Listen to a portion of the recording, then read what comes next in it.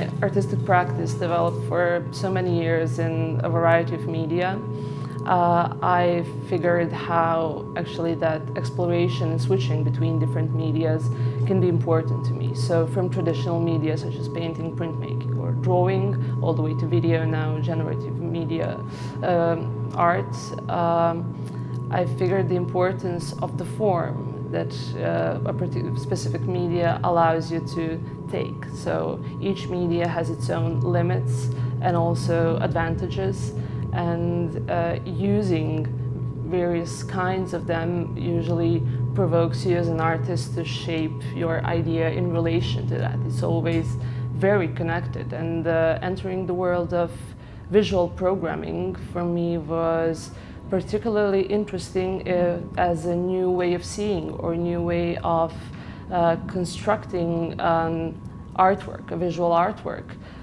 which is actually somewhere in the data, in numeric values, or in the code itself.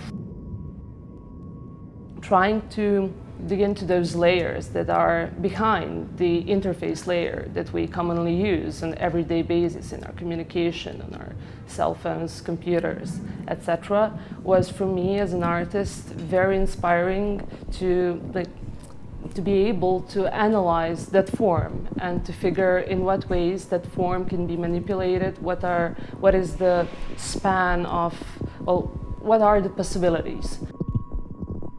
Those were the main reasons why I was so curious about it, especially because I also believe that as an artist, as a visual artist, living now in a, well, if I may say, primarily visual world, like visual communication and image-to-image communication is nowadays quite important to us, I felt almost obliged to question the means and the technologies that we're constantly using, and to question the creative possibilities that it can actually offer.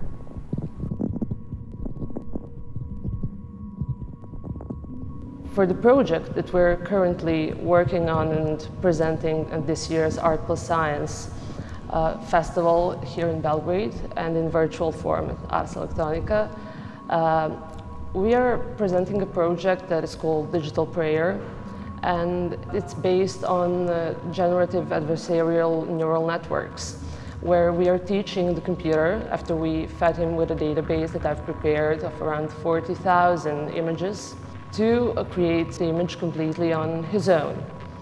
What we were curious, because this is a technology that emerges both in the art world, it's on technical level is also very popular. For our project, we chose a data set of images that are digital reproductions of Orthodox icons. The project Digital Prayer unifies science and art through artificial intelligence. The main idea is to make generative icons from a database that are already existent icons, and in fact the main link, the main similarity between art and science is inspiration, which is in fact like imagination, which is not always related to images, but like in music and other branches of art. There is also that moment that is related to the truth. And this project is about investigation, what is the creativity, and how the creativity works and deals with the artificial intelligence, what is the relationship. Putting in relation something such as the traditional Orthodox Christian painted artifact icon and artificial intelligence, we are trying to visualize the invisible in a way led by a thesis of Boris Groys, who also compares Byzantine icon as a visualization of the invisible information of some message. In a similar way, we understand that the invisible data can be visualized. The preparations for this project lasted for, well, quite a while now. It's been almost a year since the project started. First we were just making database, training the computer to create images, and now in the meantime, well, the idea is to present the project, to sort of materialize it. So for this September we are preparing an installation that will consist of around 20 screens, and on each screen a different set of generated images will be shown.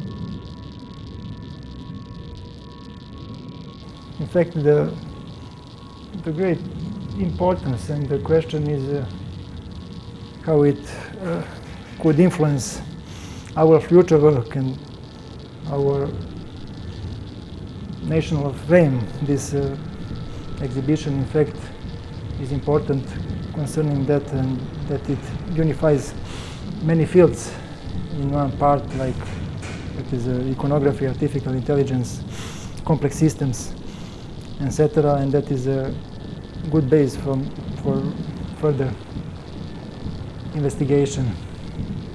In fact, mine and Kristina's approach are complementary, in the meaning that I work with analysis of the image and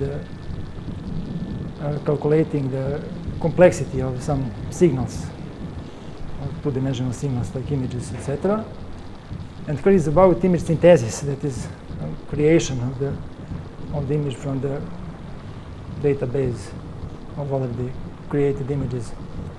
That complementarity could be seen in our cooperation that we have applied to her generated images, my method, that have compared the complexity and have seen some appropriate results about that the generated images have low complexity in comparison with the original images from the database.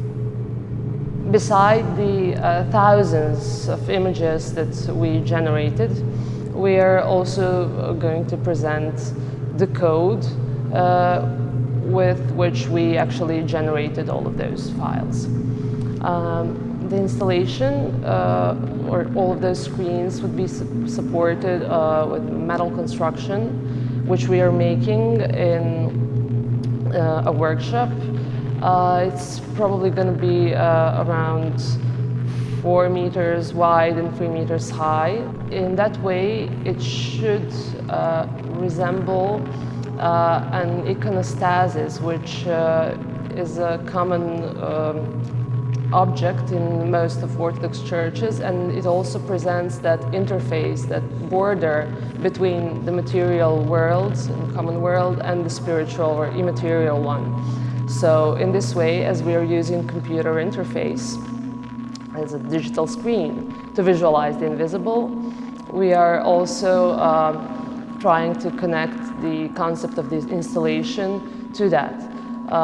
But here we are using metal shelves that are actually like server racks, and we are, of course, not trying to hide anything that's behind either screens or all of that electricity or data that passes through.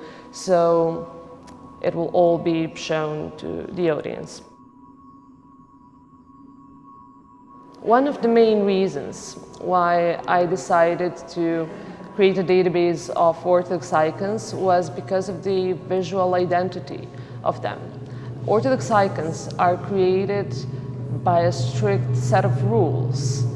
They always resemble an older one. It's always a transcription of a previous one, and their visual identity hasn't been changed for centuries. It's all for a very clear purpose. The purpose is so the message won't change.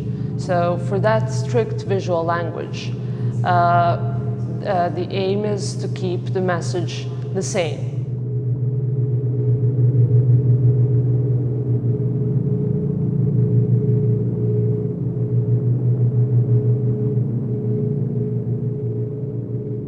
The purpose of analyzing these new ways of seeing or these new ways of image making in the collaboration with my scientific mentor, Milos, we decided to compare the generated outputs, like generated images that resemble Orthodox icons, to the, so to say, originals. I mean, those digital reproductions of previously existent or already existent icons that we had in our database, and we were comparing the complexity of those images, and though our digital generated image files do kind of expand or change the way of perception, or they give some new sort of imagination.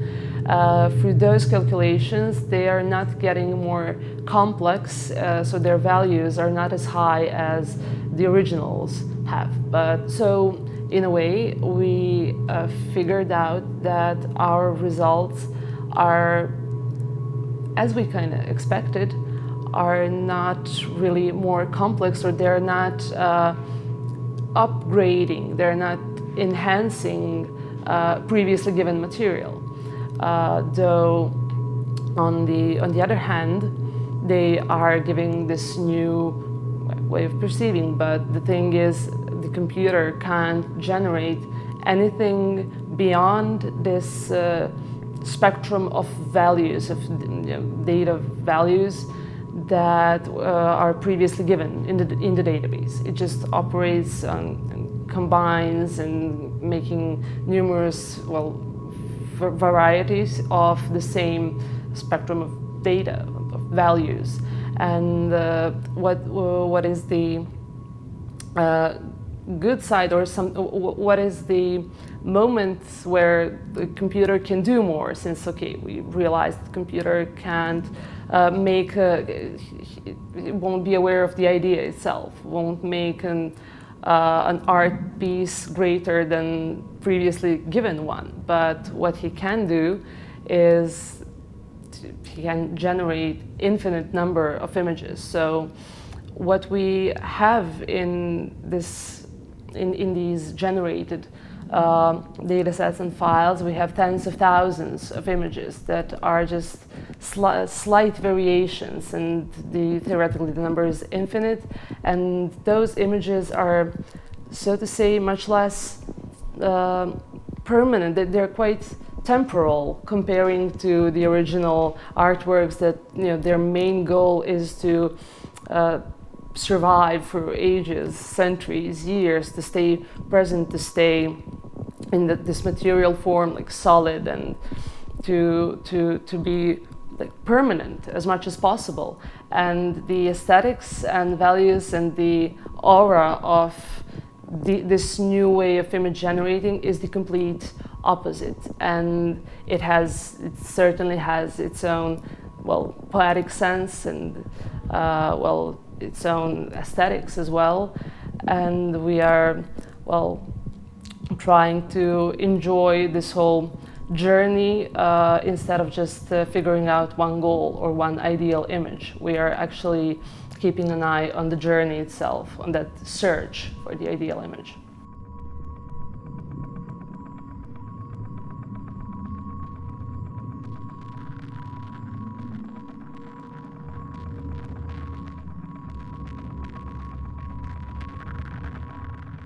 I think in general there is no difference. If we see Pythagoras or some ancient scientists, they were already artists, like musicians or etc. And the main question is not what is the similarity, but what is difference. In fact, differences are different between people that do first and the second, and if there are some differences between people, there are differences also between some disciplines about peoples. I think not only the disciplines are complementary, but they are in the root the same. So what to say about complementarity? That it would be seen in our project. I have said that our methods are complementary in the sense that she works synthesis and I work analysis of the image. But both the methods are both artificial and scientific. No difference about that. Our future collaboration is the question for Kristina. I think about her future investigation and maybe doctoral thesis, etc. I think that is a question for her. And for me, it is the point that my work so far, the work till now, has some links, has some relation to that what we have done here. And it means that it has a sense concerning that what we do on this exhibition. And for future, let Kristina talk about that.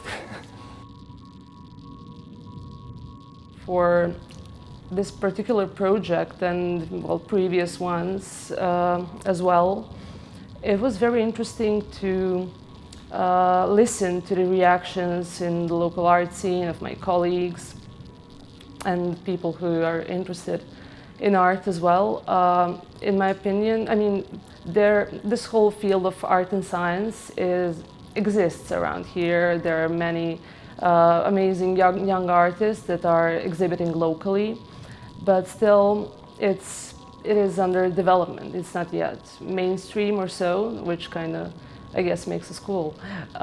So my point is not to be cool, but to feel very liberated and curious and constantly inspired, because you do feel like you are exploring some new field.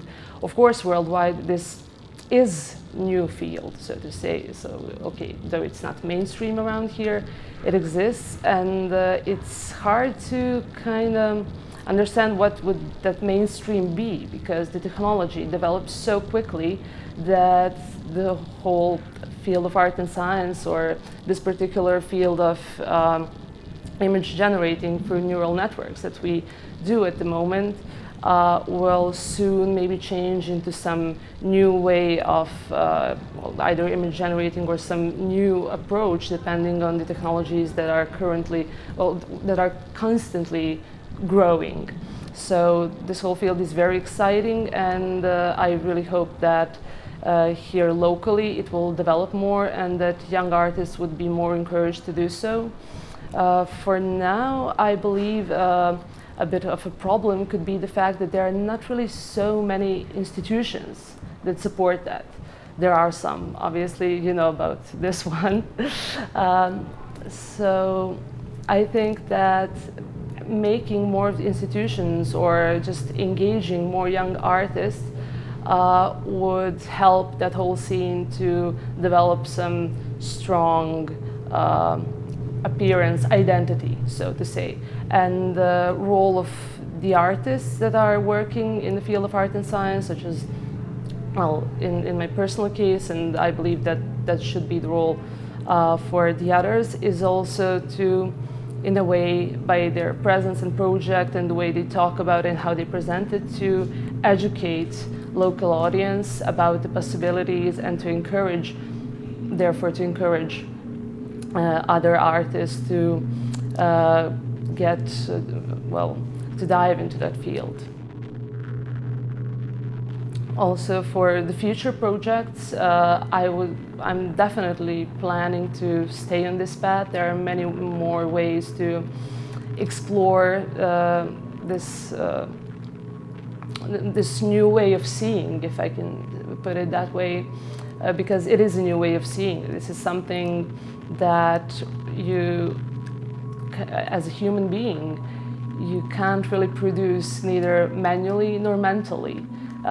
This computational power is something that is only characteristic for a computer. So this whole field of new media and like neural networks in this example is something that really should be researched more and engaged with more, and I already have well, few ideas for some new projects, which I look forward to present to my team if they still, if they decide to keep working with me. We'll see after this project. However, yeah, that would be important not only for me and my team and for our curiosity and our way of responsibility to articulate new visual languages using these technologies, but also to be present at this local scene or worldwide as well, hopefully, especially because that would be a good support to the other people and artists or programmers or scientists. So it's not only about the artists to engage in this field.